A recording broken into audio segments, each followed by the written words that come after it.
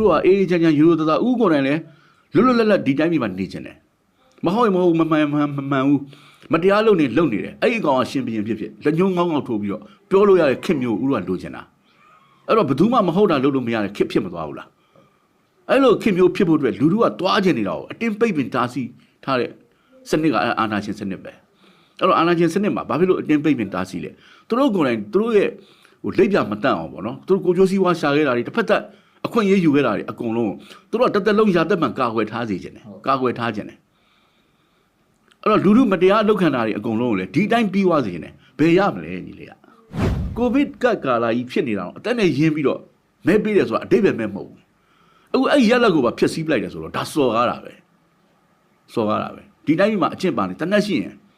ယူနီဖောင်းဝတ်ထားလူဘာဝလို့ရတယ်ဆိုတာအဲ့ဒီစနစ်ကို sorry ပဲဥမာအသက်10ချောင်းရှိလို့10ကတန့်10ကပြန်ရှင်လာတဲ့ကပြန်ရှင်လာလိုက်ဒီကြောင်ပဲပြောမှာဒါပဲဥကတက်ခိုင်မှာအဲ့တော့ဒါအခုမှပြောတဲ့စကားလည်းမဟုတ်တစ်သက်လုံးပြောလာတာဥကတစ်သက်လုံးပြောလာတဲ့လူနော်ဥကမပြောရဘူးဆိုတာမရှိဘူးဥက right side တစ်ခုရှိရင်ဥကပြောရတယ်အသက်တစ်ချောင်းကိုနှမျောတဲ့အချိန်မှာနှမျောရတာနှမျောစရာမလိုတဲ့အချိန်မှာနှမျောနေစရာမလိုဘူးလူမှာဂုံတိတ်ခါဆိုတာရှိသေးတယ်ဂုံတိတ်ကကြာဆုံးပြီးတော့အသက်ရှင်နေရတာမျိုးတော့ sorry ပဲတတ်တာပဲဒါမျိုးလူမလုပ်ဘူးအဲ့တော့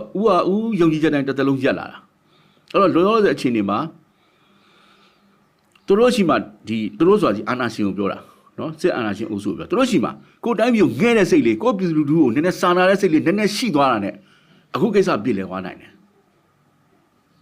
ဒီတဲ့အခြေအနေဆိုးမလာဖို့တို့ကသူတို့ကအများကြီးတာဝန်ရှိတယ်သူတို့ကဘာလို့သူတို့ကလက်ရှိမှာသူတို့လက်စုပ်လက်ကန်ယူထားတဲ့အတွက်သူတို့တာဝန်ပဲတကယ်လို့တိုင်းပြည်မှာသွေးထန်တန်အောင်တွေဖြစ်မယ်မတရားဖိနှိပ်မှုတွေဖြစ်မယ်ဖမ်းဆီးမှုတွေဖြစ်မယ်ဆိုအဲ့ဒီတရားခံဒီကောင်တွေပဲသူတို့ပဲပြည်သူလာမပြောနဲ့ပြည်သူကဘာလောက်ခံပိုင်ခွင့်မှာရှိတဲ့လူတွေမဟုတ်မတရားဖိနှိပ်လွန်အားကြီးလာရင်တော့ပောက်ကွဲမှာပဲအဲ့ဒီပောက်ကွဲကအပြစ်မဟုတ်ဘူးပောက်ကွဲအောင်လှုပ်တဲ့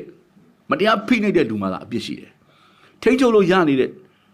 အခြေအနေရှိရတာနဲ့မထိန်းချုပ်ဘဲနဲ့ဒါကိုပို့ဆုံးအောင်လုပ်မယ်ဒီဟာကိုပို့ဆိုးလာတဲ့အခြေအနေပေါ်မှာအာဏာသိမ်းမယ်ဆိုတာယုံညံ့တာပဲယုံမှားတာပဲယွန်စရာကောင်းတာပဲလူမဟုတ်ရင်လုပ်ပေါ့